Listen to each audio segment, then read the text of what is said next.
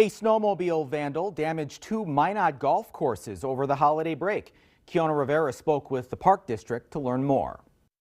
Operations Director Jared Olson says they found damages from a snowmobile on 5 greens between the Soares Valley Golf Course and Jackhoven Wee Links. Golf course staff was out checking the course. They noticed that the damage, taking pictures, reported it to the Minot Police Department. Surveillance footage shows the incident happened the Sunday after Christmas. The Park District is calling the damages vandalism. As Olson says, it may take thousands of dollars to fix. An average of $5,000 to $6,000 a green.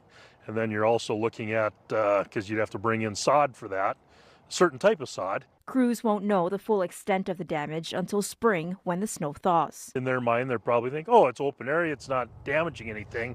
Well, unfortunately it is, and motor vehicles and snowmobiles and ATVs, UTVs are not allowed on our properties. Olson says even with the video footage, they can't fully identify the snowmobile driver. If the damage to the greens are severe enough, we may have to resod the greens. Then you're also looking at grow-in time for the greens to be playable. Dollars spent repairing these greens may take away money from much-needed maintenance and future projects. But despite the setback, Olson says crews will continue to monitor the courses and prepare them for the spring. Yeah, so right there, that's actual on the golf course. In Minot, I'm Kiona Rivera, reporting for your news leader.